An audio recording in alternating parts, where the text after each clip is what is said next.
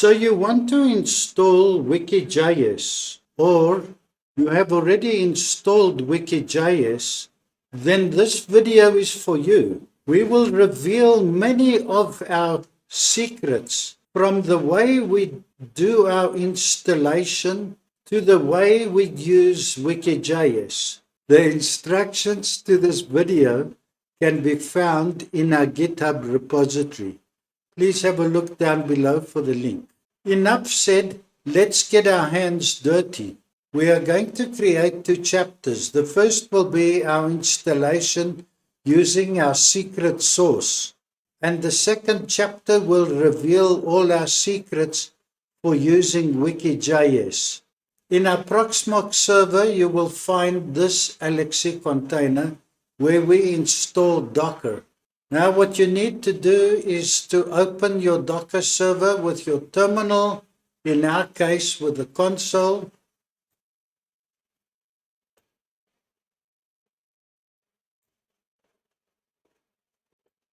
We log in as root. And yes, we do that. This is our home lab and it's not accessible to the internet. You will create a Wiki.js folder inside a stacks folder inside your OPT folder. And then we will open that folder. And now we create our Docker Compose file. Please note the modern name for the Docker Compose file is compose.yaml, Y-A-M-L. Let's do it in our favorite editor. We have a policy in this channel. We don't create videos without testing them. In our case, there will be content in there, but in your case, you will open our Git repository with the link down below, and you will copy this, or you can click here. In your case, this will be empty, and you will paste it. However, we don't want to break a working server, so we're not going to do that. And then after that, it's Control S to save and Control X to exit. And not Control S, and then you have to type Y, and then you have to type Enter. This is cleaner. Next, we create a .env file. We don't like our Docker Compose files to contain passwords. So this is why we use a .env file. And that is why our Docker Compose file will be different. So let's create that in our editor. Again, we have our content there. You see, here is the password that you will use when you log in with your email address. Now you will go here and you will copy this, or you can press that. And then you will paste that in here. Again, we're not going to do that. And then you will press Control S, Control X. And here's another thing we do in our channel, which we noticed very few others do. And that is to do a Docker Compose pull. The reason for that is we want to pull down all the dependencies to make sure this thing is going to work. It will also mean that when we start it, it will start a lot faster.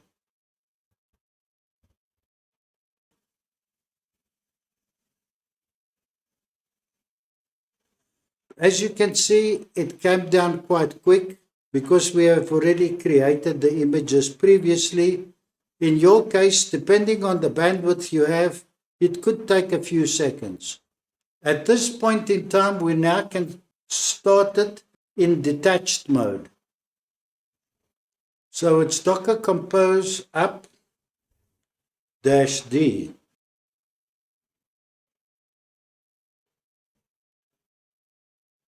As you can see, it started quickly because we had already pulled down the images, and you will have the same experience. After that, you need to go to the instructions. If we look down the bottom here, you'll see this is the URL you will use. It's your server's IP address, :9880. In our case, we've already got a domain name registered, so we can use that. Or we can do the same with our server's IP address, like that. Now you need to log in. You will type your email address and your password, and then you will log in. And now we are in. It's important the first time you work with this that you log in with your administrator account. The first thing you want to do is go here. We want to create groups. The reason you want to do this is we had issues with the first two groups to assign them to users. As you can see, they are not assigned to all our users. So you will need to create a new group. Let's just call this new group. Having done that, now we need to assign permissions to that. So you can assign whether you can read, whether you can write, whether you can manage and delete pages, whatever, according to your requirements. And update the group. And now we close. And here is our new group. At this point in time, we will want to create users and assign them to the groups. As you can see, we created a group called readers, editors, and admins. So in there we can add users and give them those roles. So let's do that. Click on users, create a new user. Let's call it Joe Blogs. Now let's assign an email address and a password.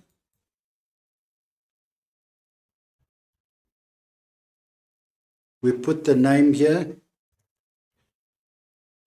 At this point in time, we can assign the user to a group. I'm going to assign him to the readers.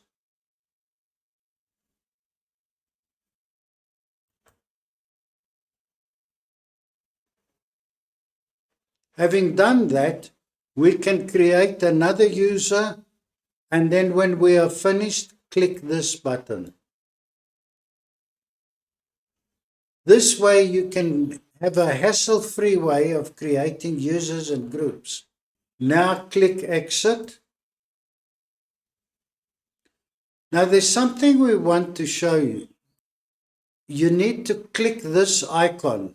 If you are using an iPad or an Android tablet, you need to click on the hamburger menu. Otherwise, click here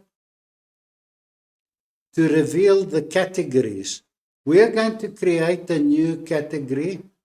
Click on this button. Now for your categories, you always make the URL, the name of the category, and please use lowercase here. Select. Now you can choose between a visual editor, the WYSIWYG, or the Markdown editor. We like the Markdown, and just call this Kubernetes. That's what the user is going to see. After we've entered a description of the page, you need to give it a tag, at least one tag. So I'm going to put a few here, K3S. This makes this page and its children searchable. And then click OK. We are now ready to create the content.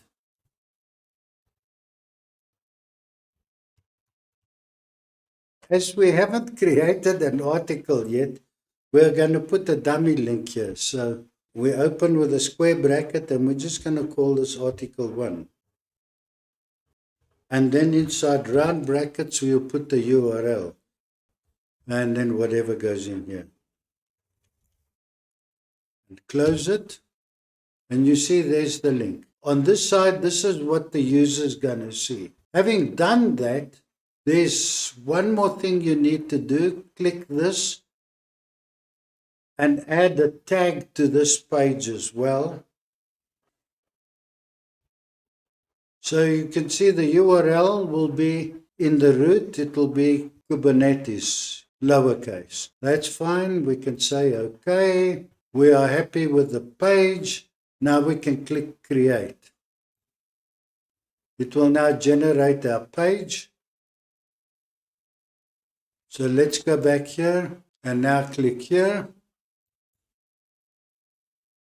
And here you can see the new category, Kubernetes. So if we click here now, it will open up our page. Over here you can see the content. We've allowed for comments. There are things you may want to change. So click on administration, click on general, and we can change the name of this. If it's a corporate site, you can put the name of the company. We leave that. And here we can switch off comments. So let's do that. And now apply and exit.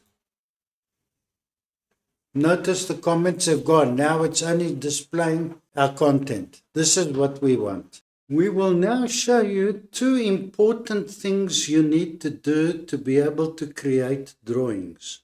Click on administration.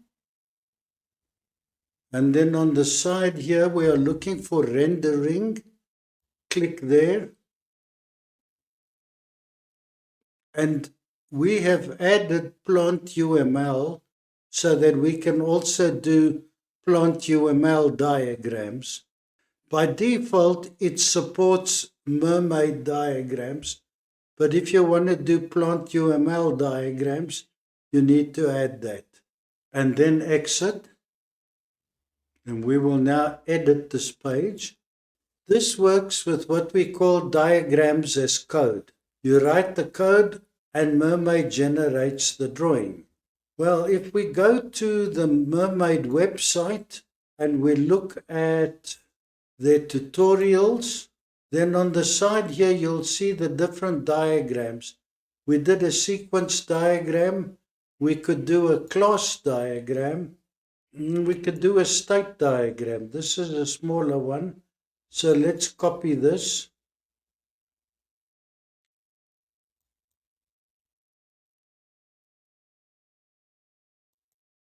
And let's call this here state diagram.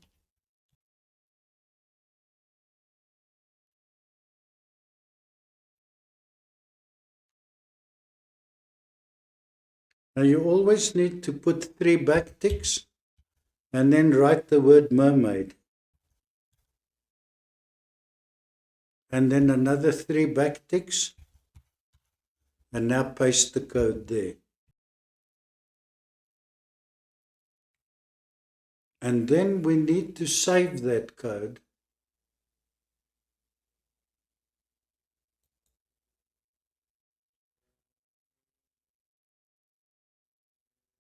And then close the diagram. And you see now you get an error. Now to fix the problem, the Mermaid side have added something new here. They've added the title, which the older version doesn't work with. So just remove the title and then you're good to go. So that works. Let's do a class diagram. So it's 3 backticks, Mermaid.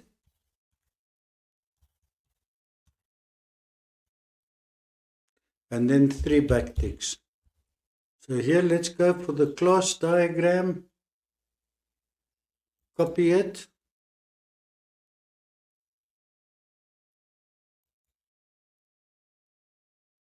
Paste it here. And then fix it. And then save the diagram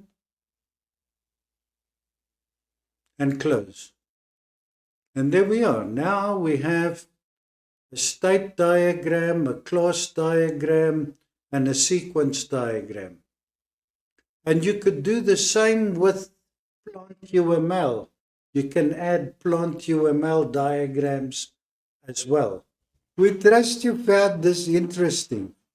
Please give us a like. Subscribe to our channel as we haven't reached our target yet. We have a tradition in this channel where we greet you in 6 languages. Thank you, dude. Cheers. Baie dankie, tot ziens. Auf Wiedersehen, mein Freund. Γεια σου συνάδελφε. Inda khabar kare. Namaste. Domo arigato tomodachi. Sayonara.